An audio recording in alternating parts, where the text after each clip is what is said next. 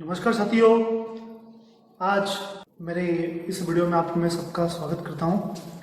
आज पुनः हम आपके सामने वही एनसीईआरटी मैथ्स क्लास 8 जिसका चैप्टर नंबर 7 है घन और घनमूल का वीडियो लेकर प्रस्तुत हुए हैं। आशा है कि वीडियो आपको पसंद आएगा। तो इस वीडियो में आज हम जो सीखने वाले हैं घन क्या होता है, घनमूल क्या करें, कौन कौन सी विधियाँ होती हैं वो, और संख्याओं का घन कैसे निकाला जाता है वो हम आज पढ़ने वाले हैं। इसके पहले हमने वर्ग पर बात की गई थी। इसके वाले पहले वीडियो में वर्गमूल और वर्ग की करने की जो विधियाँ थी वो विधियों के बारे में चर्चा की गई थी। आज हम घन और घनमूल पर करने वाले हैं। ये चैप्टर शुरू करने से पहले मैं एक छोटी सी घटना आपके सामने प्रस्तुत कर रहा हूँ। बहुत समय पुरानी बात है, जब हमारे गणितज्ञ थे, भारतीय महान गणितज्ञ रामानुजन, वो एक बार बीमार पड़ गए थे। तो उनके एक साथी थे G.H. हार्डी, वो उनसे मिलने आए थे। तो वो जिस कार से आए थे उस कार का नंबर था 1729। उस कार का नंबर क्या था? 1729 नंबर था। तो क्या होता है कि जैसे उस गाड़ी का जो कार का नंबर है वो अपने भारतीय गणितज्ञ जो रामानुजन है वो उनको देखते हैं, और देखते ही वो उनसे हार्डी अपने जो साथी थे उनसे कहते हैं कि एक रोचक संख्या है। वो पूछते कि रोचक संख्या कैसे हुई। तो जब उनसे पूछा तो उन्होंने बताया कि 1729 दो ऐसी संख्याओं के घन के योग के बराबर है जिनको जोड़ने पर 1729 आती है। दो अलग अलग संख्या है।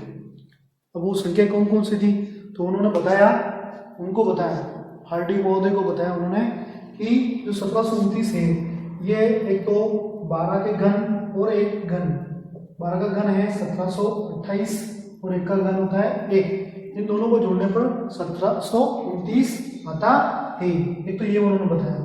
दूसरी उन्होंने बताया कि एक संख्या 10 का घन करें और 9 का घन करें, तो दोनों का घन करने पर 10 का घन 1000 और 9 का घन 729, इन दोनों को जोड़ने पर भी 1729 आता है। तब से इस जो संख्या 1729 है ये रामानुजन हार्डी संख्या कहलाने लगी। ठीक है, तब से ये संख्या क्या कहलाने लगी? रामानुजन हार्डी संख्या कहलाने लगी। ये आपकी पुस्तक में एक छोटी सी घटना दी गई है। ऐसी और भी संख्याएं हैं, आप उनको तलाशने का प्रयास करें कि ऐसी कौन सी संख्या है जो दो संख्याओं के घन के योग के बराबर होती है। वो कितनी छोटी सी घटना थी, मैंने इसमें बताया। अब हम चलते हैं घन की तरफ। तो घन क्या होता है? आपने क्यूब देखा होगा, पासा देखा होगा, या खेलने वाला जो क्यूब होता है अलग अलग रंगों में एक जैसे परत होती है रंग, तो ये जो क्यूब उस पर ये आधारित है। जैसे वर्ग एक जिसकी चारों भुजाएं बराबर होती हैं, वैसे ही घन में भी क्या होता है कि इसकी जो सभी भुजाएं होती हैं वो समान रूप से होती हैं। उसकी लंबाई, चौड़ाई, ऊंचाई, मैंने लिखा है लंबाई, चौड़ाई, ऊंचाई, ये तीनों ही क्या होगी इसके अंदर समान होती है। ठीक है, जो पासा हुआ इसका उदाहरण होता है, या जो कलर वाला जो क्यूब होता है वो इसका उदाहरण है, क्योंकि घन को इंग्लिश में क्यूब ही कहते हैं। ठीक है, तो इसमें क्या होता है, इसकी लंबाई, चौड़ाई और ऊंचाई तीनों क्या होंगे? समान होंगे। ठीक है, क्या होंगे? समान। मतलब एक छोटी एक बड़ी ऐसा कुछ नहीं होगा। क्या होगा? सभी इसके अंदर समान होंगे। तो मेरे हिसाब से घन आपको समझ में आ गया होगा। घन क्या होता है कि किसी भी संख्या, कोई भी संख्या है ना, जैसे मान लो दो संख्या, दो का आपको घन निकालना है, तो दो का घन कैसे निकालेंगे? जैसे वर्ग निकाल रहे थे, वर्ग 2 की घात 2 करके 2 का गुणा 2 में कर रहे थे, मतलब एक संख्या का गुणा उसी संख्या में कर रहे थे, तब हम वर्ग प्राप्त कर रहे थे। तो घन में क्या होगा कि आपको संख्या को 3 बार गुणा करना है। वर्ग में 2 बार कर रहे थे, घन में कितनी बार करना है? 3 बार करना है। ठीक है, तो 2 का 2 में किया 4, 4 का 2 में किया कितना आ जाएगा? 8। तो 2 का घन कितना प्राप्त हो जाएगा? अपने को 8 प्राप्त हो जाएगा। इस प्रकार एक और एग्जांपल लेकर देख लेते हैं। जैसे 3 का अपने को घन प्राप्त करना है। घन का मतलब घात कितनी? 3। घन का मतलब घात कितनी? 3। वर्ग में 2 घात ले रहे थे और घन में कितनी घात लेनी है? 3 लेनी है। तो 3 की घात 3, तो हम लिख देंगे इसको 3 × 3 × 3 बराबर 3 का 3 में किया कितना हो गया? 9 हो गया। 9 को 3 में किया कितना हो जाएगा? 27 होगा। तो ये 3 का क्या हो जाएगा? घन हो जाएगा। इसी प्रकार और भी हम घन संख्याओं को लिखने का प्रयास करते हैं। तो मैंने घन संख्या बोर्ड पर लिख दी है। अब इन घन संख्याओं और संख्या जिनसे घन संख्या बन रही है उनके कुछ गुणधर्म होते हैं, गुणधर्मों पर चर्चा करते हैं क्योंकि गुणधर्म क्या क्या है घन संख्या बताने हैं। घन संख्या में बताने वाला हूँ कौन कौन सी घन संख्या है। ठीक है, उनको घन संख्या क्यों कह रहे हैं? घन संख्या इसलिए कह रहे हैं क्योंकि वो संख्या 3 बार गुणा हो रही है ना। कोई भी संख्या है वो एक ही संख्या कितनी बार गुणा हो रही है? 3 बार गुणा संख्या हो रही है। जैसे 2 का घन 8 है, या बताने वाला हूँ 2 का घन 8 है तो 2 को क्या किया जा रहा है? 3 बार गुणा किया जा रहा है, 2 × 2 × 2। ठीक है, इसलिए उसको घन संख्या 8 कहा जा रहा है कि 2 की घन संख्या कितनी है? 8 है। देखिए कुछ मैंने लिखे हैं, ये संख्या है और ये पूर्ण घन संख्या लिखी है। 1 का घन 1, 2 का घन 8, 3 का घन 27, 4 का घन 64, 5 का घन 125, 6 का घन 216, 7 का घन 343, 8 का घन 512, सॉरी 9 का घन 729 और 10 का घन 1000। ठीक है, उसी प्रकार 11 का घन 1331, 12 का 1728, 13 का 2197, 14 का 2744, 15 का 3375, 16 का 4096, 17 का 4913, 18 का 5832, 19 का 6859 और 20 का कितना होता है? 8000 होता है।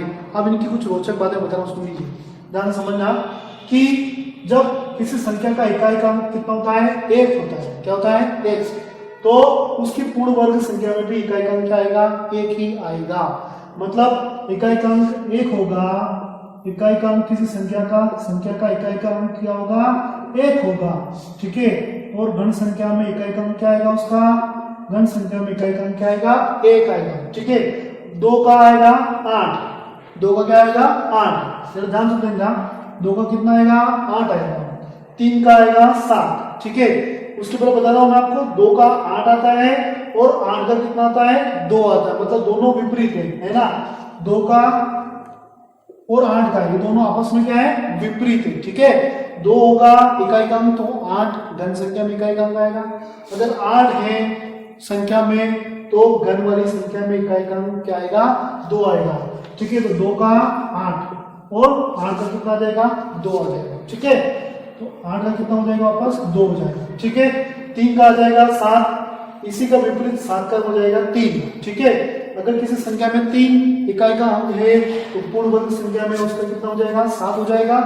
अगर 7 है तो कितना बन जाएगा? 3 बन जाएगा। ठीक है, तो 3 का यहाँ विपरीत कितना हो जाएगा? 7। ठीक है, और 7 का है तो पूर्ण वर्ग संख्या में कितना आ जाएगा? 3 आ जाएगा। ये बात आपको ध्यान में रखनी है। और 4, 5, 6 इसमें आपको ध्यान में रखना है कि 4 का 4 ही आएगा, 5 का 5 ही आएगा और 6 का 6 ही आएगा। मतलब कहने का तात्पर्य ये कि संख्याओं में जो इकाई का अंक 4, 5, 6 होते हैं तो उनके पूर्ण वर्ग संख्या में उनके इकाई का अंक 4 ही होगा, 4 का 4 ही होगा, 5 का 5 ही होगा, 6 का 6 ही होगा। ये आपको ध्यान रखना है। 4 का 4, 5 का 5 और 6 का 6 होगा। ठीक है, एक बात और अंत में, यदि किसी संख्या में अगर 0 है, ठीक है, तो पूर्ण वर्ग संख्या में उसमें 0 की संख्या कितनी प्राप्त होगी? 3 प्राप्त होगी। लेकिन वर्ग में कितनी प्राप्त हो रही थी? 2 प्राप्त हो रही थी। लेकिन पूर्ण वर्ग में कितनी प्राप्त होगी? 1 0 है तो कितने 0 प्राप्त होंगे? 3 0 प्राप्त होंगे। 1 0 तो कितने 0 प्राप्त होंगे? 3 0 प्राप्त होंगे। आप 11 से 20 में भी देख सकते हो, 1 का 1 आ रहा है। ठीक है, 2 का 8 आ रहा है और 8 का 2 आ रहा है। ठीक है, 3 का 7 आ रहा है तो 7 का भी कितना आ रहा है? 3 आ रहा है। 4 का 4 आ रहा है, 5 का 5 आ रहा है, 6 का 6 आ रहा है और 0 का क्या आ रहा है? 0 आ रहा है। एक बात हो, 9 का 9 ही आएगा, है ना। ठीक है, यहाँ पे देख सकते हो 9 का 9 ही आ रहा है। ठीक है, 9 का भी हम बता देते हैं, 9 का क्या आ जाएगा? 9। यदि किसी संख्या में 9 इकाई का अंक है, पूर्ण घन संख्या में, सॉरी पूर्ण घन संख्या में इकाई का अंक कितना आएगा? 9 ही आएगा। ये इसका क्या होता है? गुणधर्म है। ठीक है, एक बात और इसके अंदर, एक बात तो ये हुई इकाई का। दूसरी बात ये मैंने बताया कि समघन संख्या है तो उसका पूर्ण घन संख्या भी सम आएगी, तो विषम है तो विषम ही आएगी। एग्जाम्पल के रूप में देख लेते हैं, 1 का 1 ही आ रहा है, 7 का कितना आ रहा है? 3 आ रहा है। विषम संख्या 9 का 9 ही आ रहा है, विषम संख्या आ रही। सम संख्या में देखते हैं, 2 का कितना आ रहा है? 8, 4 का कितना रहा है, 4 आ रहा है, सम संख्या रही। 8 का भी कितना रहा है, 2 आ रहा है, वो भी सम संख्या। इधर 4 का 4 ही प्राप्त हो रहा है, इधर 8 में 2 ही सम संख्या प्राप्त हो रही है। ठीक है, तो ये आपको विशेषता ध्यान में रखनी है। हाँ, तो मैं आपको बता रहा था कि अगर संख्याएं सम है तो उनके घन संख्या भी क्या आएंगे, सम आएंगे, और अगर संख्याएं विषम है तो उनकी घन संख्या भी क्या आएगी, आपकी विषम आएगी। ठीक है, ये इसका दूसरा गुणधर्म होता है। पहला गुणधर्म बता दिया मैंने कि कौन सी संख्या इकाई के अंक होगी तो उसकी घन संख्या में कौन सी इकाई की अंक आएगी। 1 का 1 होगा, 2 का 8 हो जाएगा, 3 का 7 हो जाएगा, 4 का 4 होगा, 5 का 5 होगा, 6 का 6 होगा।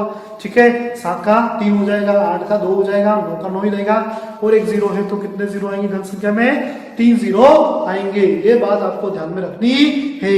ये इसके क्या होते हैं, 2 गुणधर्म होते हैं। आशा है कि आपको घन और घनमूल पसंद आया होगा। ठीक है, ये चैप्टर पसंद आया होगा। अगर इस चैप्टर में कुछ और भी आपको परेशानी है तो हमें कमेंट बॉक्स में नीचे उन प्रश्नों को या उस जो भी समझ में नहीं आया वो बात आप में लिख सकते हैं। ठीक है, वीडियो को देखने के लिए धन्यवाद। हमारे चैनल को सब्सक्राइब जरूर करें और इस वीडियो को लाइक जरूर करें।